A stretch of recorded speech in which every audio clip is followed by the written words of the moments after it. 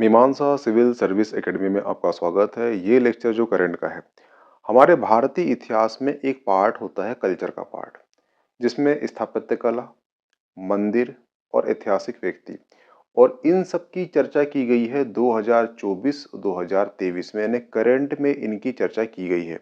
किसी की जयंती थी, कहीं पे कहना चाहिए कोई आयोजन हुआ है, इसलिए 2024 और 2025 में जितने भी एग्जाम है उसके लिए ये हिस्ट्री और करंट दोनों की दृष्टि से ये महत्वपूर्ण हो जाते हैं और आने की संभावना इनकी अधिक हो जाती है। अभी 2024 का आपका मेंस है मध्य प्रदेश पीएससी का, तो इसमें 2 मार्कर में यहाँ से क्वेश्चन पूछ सकता है। 2025 का यूपीएससी एग्जाम है, 2025 का ही मध्य प्रदेश पीएससी का प्री का एग्जाम है। तो इन सब के लिए ये जो और जितने वनडे एग्जाम है उसके लिए भी ये लेक्चर काफ़ी महत्वपूर्ण हो सकता है, इसलिए प्लीज़ वो लेक्चर वॉच कीजिए। और इसका ये पहला पार्ट आ चुका है, ये सेकंड पार्ट है और थर्ड पार्ट आएगा, 3 पार्ट में आएंगे, ठीक है। तो चलिए देखते हैं कि इसमें क्या है। तो अभी हाल ही में G20 का सम्मेलन हुआ है भारत में, ठीक है, 2023 में। तो भारत की ओर से यहाँ पे कुछ कुछ जो सांस्कृतिक वस्तु हैं उनकी यहाँ पर प्रदर्शनी लगाई गई थी। तो वो ये वस्तु क्या है, इनका राज्य और ये किस जनजाति से बिलोंग करते हैं, ये आपको याद होना चाहिए। तो एक है पिथौरा चित्रकला। पिथौरा चित्रकला का संबंध किससे है? राजस्थान और मध्य प्रदेश, दो राज्य से है। और जनजाति कौन सी है? ये जनजाति कौन सी है? भील। ये कहाँ की है? ये मध्य प्रदेश की है। नायल कहाँ की है? राजस्थान की है। ताड़ी कहाँ की है? राजस्थान की है। यानी ये भीलों का ही एक पार्ट होता है ताड़ी, ठीक है। राठवा ये कहाँ की है? राजस्थान की है। जनजाति द्वारा बनाई जाती है चित्रकला कौन सी? पिथौरा चित्रकला। मध्य प्रदेश और राजस्थान दो राज्यों का संबंध किससे है? पिथौरा चित्रकला से। जनजाति कौन सी है? भील, नायल, ताड़ी, राठवा जनजाति। हुआ क्लियर? नेक्स्ट है अंगोरा और पश्मीना शॉल। जो अंगोरा और पश्मीना शॉल है, ये राज्य किस राज्य के हैं? तो राज्य है लेह लद्दाख और हिमाचल प्रदेश के उत्पाद हैं और इन्हें बनाने वाली जनजाति है बौद्ध जनजाति और एक है भूटिया जनजाति। हुआ क्लियर? ठीक है।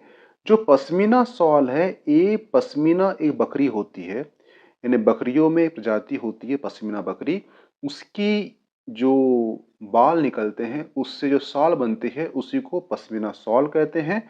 और ये उत्पाद कहाँ का है? लेह लद्दाख और हिमाचल प्रदेश का ये उत्पाद है। हुआ क्लियर? इसे दो जनजाति बनाती है, एक है बौद्ध जनजाति और एक है भूटिया जनजाति। नेक्स्ट है अंबा बाड़ी धातु शिल्प। अंबा बाड़ी धातु शिल्प जो है ये राजस्थान की शिल्प कला है और इसे बनाता कौन है? इसे जनजाति बनाती है कौन सी? उसका नाम है मीणा जनजाति बनाती है। हुआ क्लियर? गोंड पेंटिंग, जो मध्य प्रदेश है, मध्य प्रदेश में जो जनजाति पाई जाती है गोंड जनजाति, गोंड जनजाति ही एक पेंटिंग बनाती है, इसे गोंड पेंटिंग कहते हैं और इसे हाल ही में जीआई टैग प्राप्त हो चुका है। इसलिए ये आपका मेंस का 2 मार्कर हो, 7 मार्कर हो या फिर 11 मार्कर हो, तीनों की दृष्टि से महत्वपूर्ण क्वेश्चन जाता है मेंस की दृष्टि से, और पीटी के लिए तो है ही, ठीक है। एक है सौरा पेंटिंग। जो सौरा पेंटिंग है ये उड़ीसा के कारीगरों द्वारा बनाई गई है। हुआ क्लियर? तो G20 जो शिखर सम्मेलन हुआ था, वहां पे प्रत्येक देश ने अपने तरफ से दो दो पांडुलिपि प्रस्तुत किए, वहां प्रदर्शित की गई है। तो भारत ने यहाँ पर 2 पांडुलिपि का प्रदर्शन किया है, एक है शारदा लिपि और एक है अष्टध्यायी। तो शारदा लिपि हस्तलिपि में ऋग्वेद पांडुलिपि का प्रदर्शन किया गया है। मैक्स मुलर द्वारा जो संस्कृत से अंग्रेजी में अनुवाद की गई थी कौन सी? ऋग्वेद का यहाँ पे प्रदर्शन किया गया है। जो अष्टध्यायी है, अष्टध्यायी के हस्तलिखित संस्करणों का भी यहाँ पर प्रदर्शन किया गया है, ठीक है। तो ये चीज याद रखना आप, ये जो आप बता रहा हूं मैं, यहाँ से क्वेश्चन उठने की संभावना है प्री मेंस वनडे तीनों में, ठीक है। आपसे क्वेश्चन यही पूछ लेगा कि शारदा लिपि का संबंध किससे है? तो ऋग्वेद पांडुलिपि से संबंध है। मैक्स मुलर ने किसका अनुवाद संस्कृत से अंग्रेजी में कराया था? तो वो ऋग्वेद कराया था। ये पूछ सकता है कि मैक्स मुलर की कौन सी कृति का प्रदर्शन G20 शिखर सम्मेलन में किया गया है? तो वो है ऋग्वेद। हुआ क्लियर? अष्टध्यायी के जो ये या ये क्वेश्चन पूछ सकता है कि जो अष्टध्यायी है उसके संस्करण का प्रदर्शन कहाँ किया है, G20, G7, G8, ठीक कहीं पर भी, या फिर ब्रिक्स में। तो आपसे बनना चाहिए क्वेश्चन कि ये G20 में किया गया है, ठीक है। तो इस प्रकार से क्वेश्चन बन सकते हैं प्री में, वनडे में, और मेंस में तो आपका ऋग्वेद, अष्टध्यायी, ये आपके 2 मार्क के लिए बने बुना है। नेक्स्ट है यूनेस्को क्रिएटिव सिटी नेटवर्क। तो चर्चा में क्यों है, क्योंकि ग्वालियर और कोंची कोंड को यूनेस्को क्रिएटिव सिटीज नेटवर्क में शामिल कर लिया गया है। अब इसमें 2 शहरों को शामिल कर लिया गया है। तो जिसमें से जो ग्वालियर शहर है उसको संगीत का शहर कहते हैं, और जो कोंची कोंड है ये साहित्य का शहर है। तो जो ग्वालियर है, ग्वालियर का संबंध किससे है, वो संगीत से है। यहाँ पे 2 महान संगीतज्ञ पाए गए हैं, एक है तानसेन और एक है बैजू बावरा।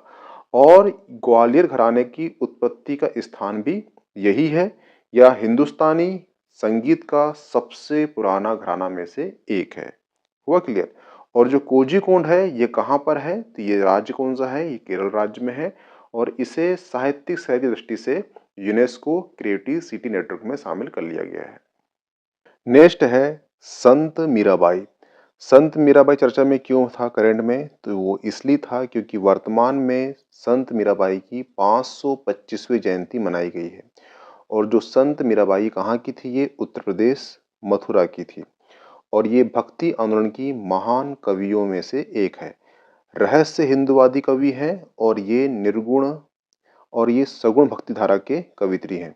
सगुण एक दो शब्द होते हैं, एक होता है सगुण भक्ति धारा और एक है निर्गुण भक्ति धारा। सगुण और निर्गुण में क्या अंतर होता है, जिसका आकार है, जिसका रंग है, जिसका रूप है, जिसका गुण है, ये होते हैं सगुण। और जिसका आकार नहीं है, रंग नहीं है, गुण नहीं है, ये होते हैं निर्गुण।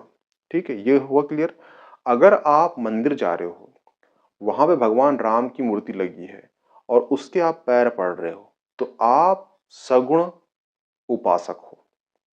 परंतु आप सोए हुए हो और आपको ईश्वर की याद आ रही है और आप बिना इमेजिंग करे ईश्वर को याद कर रहे हो, ईश्वर को पूज रहे हो बिना इमेज के, ना वहां रंग है, ना वहां रूप है, ना वहां गुण है, तो आप जो है निर्गुण उपासक हो।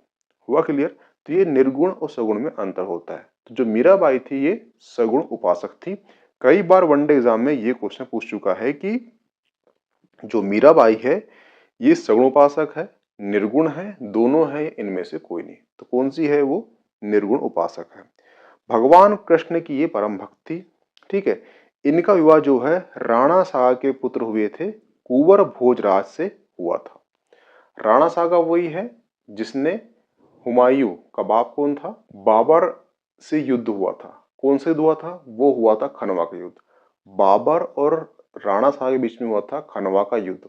और इसी युद्ध में जो बाबर की सेना है उसने बोल दी थी कि हम हथियार डाल रहे हैं, वो राणा सागा है, राजपूत है, हम उससे नहीं लड़ पाएंगे और लड़ेंगे तो हम हार जाएंगे। तब यहां पर जो है बाबर ने एक वर्ड दिया था, एक नारा दिया था, उसको बोलते हैं जिहाद का नारा। ये नारे का मतलब था कि हम हिंदू राष्ट्र को एक मुस्लिम राष्ट्र बनाएंगे, तुम ये युद्ध तो लड़ो। इसमें जोश उत्पन्न हुआ किसमें, बाबर की सेना में, और बाबर की सेना युद्ध लड़ी और राणा सांगा हार गया। तो जो जिहाद का जो नारा है, या फिर जो हिंदू राष्ट्र से मुस्लिम राष्ट्र बनने का नारा किसने दिया था, तो वो बाबर ने दिया था राणा सागा के युद्ध लड़ने के लिए अपने सैनिकों को। हुआ क्लियर। उन्हीं का पुत्र हुआ है कौन, कुंवर भोजराज। और इन्हीं की पत्नी कौन हुई है, मीराबाई। और मीराबाई जो है ये एक संत थी, कौन सी, भक्ति काल की। अब मीराबाई जो है संत रैदास के शिष्य थे। देखना, एक हुए हैं रामानंद, रामानंद के जो शिष्य हुए हैं वो हुए हैं कबीर, कबीर के जो शिष्य हुए हैं वो हुए हैं रैदास, रैदास शिष्य कौन हुए हैं, वो हुई है मीराबाई। हुआ क्लियर। और जो मीराबाई है ये सगुण भक्ति धारा के संत हैं, और जो कबीरदास है वो निर्गुण भक्ति धारा के कवि हैं। हुआ क्लियर। नेक्स्ट है रानी दुर्गावती।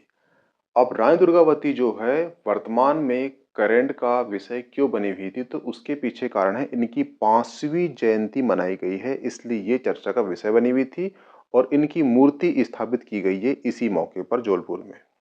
हुआ क्लियर? जो रानी दुर्गावती है ये चंदेल राजकुमारी थी और इनके पिता का नाम था कीरतपाल सिंह और इनका विवाह हुआ था किससे? दलपत शाह से। और दलपत शाह जो है एक मध्य प्रदेश के गोंड राजवंशी थे। इनकी मृत्यु के बाद राजवंश जो होता है, राजपाट, ये संभालती है और ये संभालती है तो मालवा में एक शासक होता है, कौन सा? बाज बहादुर। बाज बहादुर को बहुत बार ये हराती है। ठीक है। और जो मुगल है, मुगलों से भी इनकी लड़ाई होती है। ठीक है।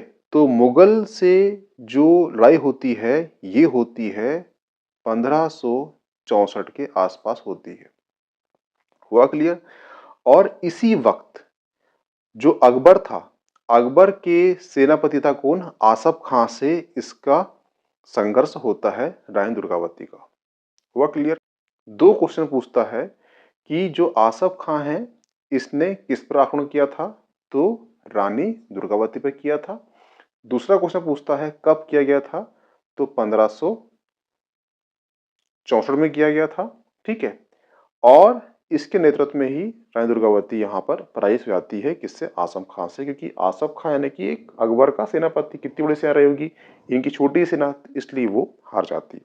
ठीक है। सबसे मूल बात याद रखना कि ऐतिहासिक लेखक में इनका हमें कहानी मिलती है। तो दो लेखक कौन से हैं? एक है अबुल फजल, एक है अबुल फजल और एक है ब्रिटिश सेनापति हैं सलीमन। सलीमन और अबुल फजल के जो लेख हैं वहां पर हमें दुर्गावती कहानी मिलती है। तो ये क्वेश्चन आपसे पीटी बन सकता है कि रानी दुर्गावती की कहानी या बारे में जानकारी हमें किन दो लेखक ने चर्चा की है। ठीक है। तो एक है अबुल फजल और एक है कर्नल सलीमन। हुआ क्लियर? नेक्स्ट है छत्रपति शिवाजी महाराज। ये चर्चा के विषय क्यों बने हुए थे? तो इसलिए बने हुए थे क्योंकि इनका जो राज्याभिषेक हुआ था उसको 350 वर्ष हो चुके हैं। उसकी वर्षगांठ में महाराष्ट्र में रायगढ़ में समारोह का आयोजन किया था। रायगढ़ में क्यों किया गया था? क्योंकि यहीं पर ही इन्होंने अपना राज्याभिषेक कराया था। किसने? शिवाजी महाराज ने।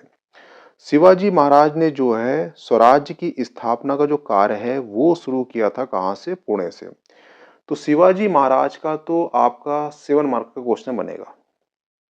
ठीक है। और क्या बनेगा? इनका प्रशासन। हुआ क्लियर? तो वो आप देखे चल जाना। देखना, ध्यान रखना कि इनका अभी वर्तमान में करंट में चर्चा चली है और वर्तमान में ही महाराष्ट्र में अभी 500 करोड़ की मूर्ति बनी थी 2023 में, जो टूट चुकी है। तो सिंपल सी बात है, चर्चा विषय बने हुए हैं तो इनका प्रशासन और 7 मार्कर में। और जो है मराठा, मराठा का उदय कैसे हुआ? दूसरा क्वेश्चन। और 3 मार्कर में शिवाजी महाराज। ये आप 2 मार्कर में शिवाजी महाराज, जितना आप करके चले जाना। यहां से 3 में से क्वेश्चन को देखने को मिलेगा 2024 का मध्य प्रदेश पीएससी का मेंस में। नेक्स्ट है सर सैयद अहमद खान। ये आपके लिए पीटी, प्री और +2 मार्कर दोनों के लिए इंपॉर्टेंट हो जाते हैं। चर्चा के विषय क्यों बने हुए थे? क्योंकि 2023 में इनकी 125वीं पुण्यतिथि पर श्रद्धांजलि अर्पित की गई है। ठीक है। तो यहां से आप पीटी बेस पे एक ही क्वेश्चन याद रखना कि 1875 में अलीगढ़ में मोहम्मद एग्लो ओरिएंटल कॉलेज की स्थापना किसने किया था? तो वो किया था सर सैयद अहमद खान ने किए थे। ठीक है। और 1863 में साइंटिफिक सोसाइटी की स्थापना किए गए थे। और जो दो राष्ट्र है पाकिस्तान और भारत, सिद्धांत के संस्थापक के रूप में इनको माना जाता है। तो आप सिर्फ ये कंटेंट और ये कंटेंट याद रखना कि ये दोनों कंटेंट कई वनडे एग्जाम और कई स्टेट पीएससी में क्वेश्चन पूछ चुका है। नेक्स्ट है महर्षि दयानंद सरस्वती। चर्चा के विषय क्यों बने हुए थे ये 2023-24 में? क्योंकि 2023 में 200वीं जयंती के उपलक्ष्य में उच्च स्तरीय समिति गठन किया गया है, इसलिए ये चर्चा का विषय बने हुए थे। हुआ क्लियर? दयानंद सरस्वती संबंधी कुछ तथ्य है वो जान लीजिए। पहला तथ्य ये है कि एक महान समाज सुधारक थे। इनका मूल नाम क्या था? वो था मूल शंकर।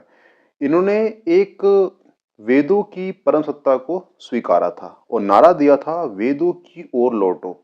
और 1876 में यानी 1876 में ही पहली बार इन्होंने स्वराज्य शब्द का प्रयोग किया था। और 1875 में मुंबई में आर्य समाज की स्थापना की थी। इनके सारे फैक्ट जो है 2 मार्कर के लिए और पीटी फैक्ट के लिए और वनडे एग्जाम के लिए सबकी दृष्टि से ये आईएमपी हो जाते हैं। नेक्स्ट है अरविंद घोष। अरविंदो घोष जो हैं ये चर्चा में क्यों बने हुए थे? क्योंकि इनकी 150वीं जयंती के उपलक्ष्य में पुदुचेरी में इनका एक आश्रम है, ओरोविलो आश्रम, वहां पर इनका संपन्न हुआ है, समारोह संपन्न हुआ है, इसलिए ये चर्चा का विषय बने हुए थे।